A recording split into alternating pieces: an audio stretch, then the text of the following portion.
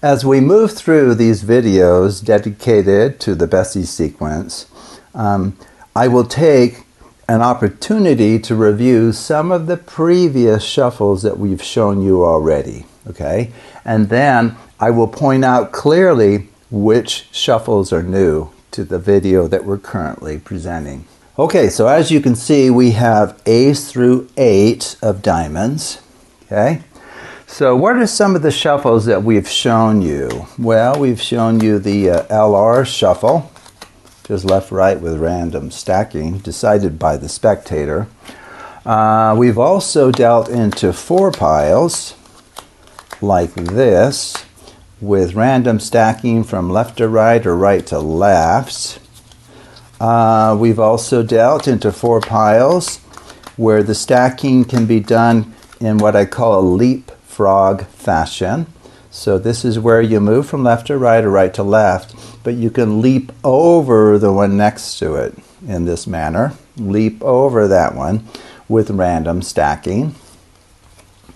We've shown you the mange, the over-under or the under-over. So this is where you just push off the top card and then maybe go over, under, over, under, over, under, over. We've shown you the Australian shuffle, which is a fun one. This is where you go down, under, down, under, down, under, down, under, down, under, down, under, down. Last one goes on top. We've shown you the Klondike. This is where you take the top and bottom cards off as 1. That's the Klondike shuffle. And maybe we'll just do one more. We've shown you the even and odd up jogs.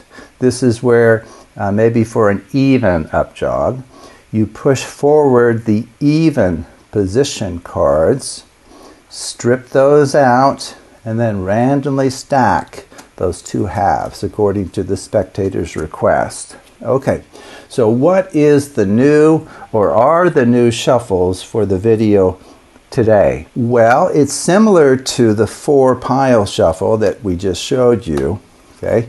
So normally what we would do for 4 piles is we would deal from left to right, as I've done, and then this card would now go on that one. We would also deal the next layer or level from left to right. Well, what we're going to do differently, which gives you a very different ordering of the cards, is we're going to deal this next card on top of this last one that was just dealt. And I call this a reverse LR. And the stacking can be done from left to right or from right to left. In fact, we can even do the leapfrog stacking. So notice, I've done from left to right. Standard next step would be left to right again, but today we're going in reverse order. So I call it a reverse LR. So why don't we do a leapfrog from right to left? This is where you leap over the one next to it, leap over the one next to it, with random stacking here. Okay, well, I think you would have to agree that's a fair amount of mixing there.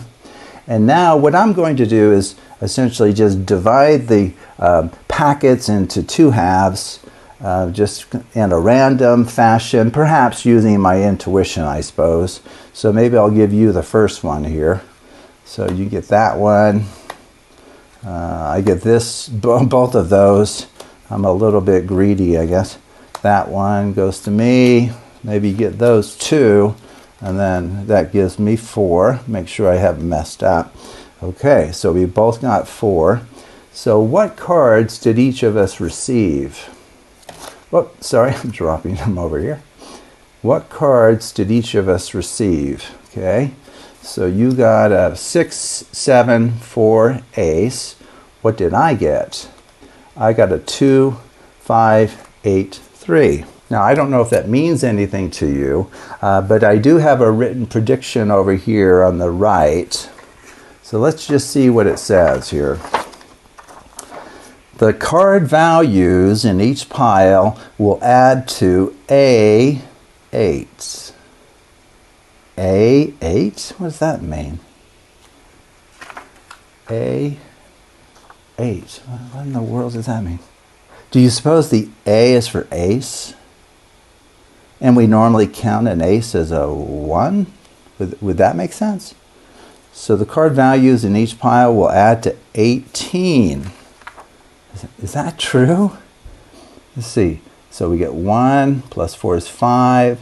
5 plus 7 is 12. 12 plus 6 is 18. Okay.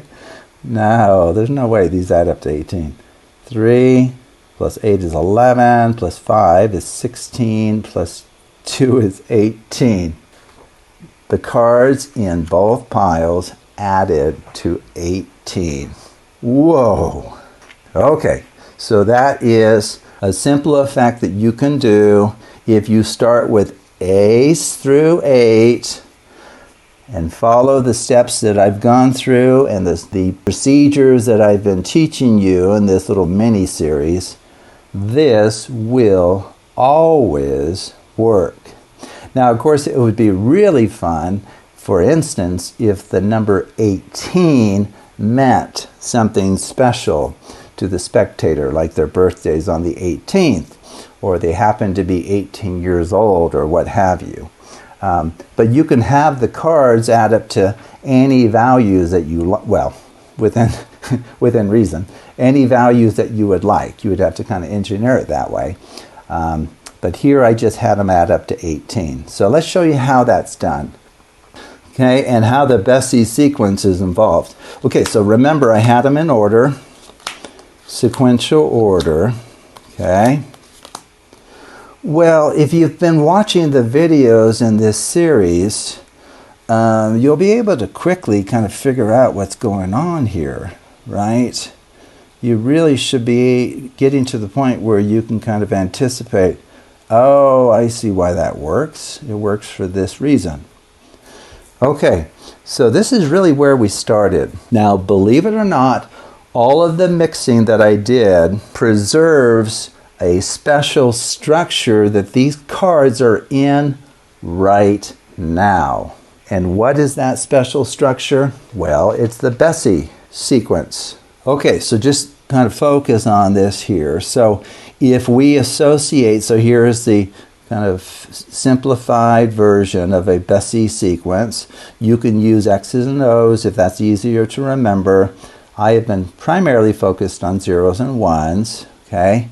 So if you associate the top card with 1, the next 2 with zeros, this one with 1, the 5 with a 0, the 6, 7 with 1s, and the 8 with a 0. If you remember, the 1s are going to be put into one of the piles. Let's say pile 1 at the end. The zeros, whatever cards are in these positions marked by zeros, will be in the second pile. Well, look at what happens. So here, the first one is an ace, so we count that as a 1. The next, quote, 1 is a 4, so 1 plus 4 is 5. Come over here. 5 plus the 6 is 11, plus the 7 is 18. Okay? So that first pile will have cards in it, namely ace, 4, 6, and 7 in some order, and their values add to 18.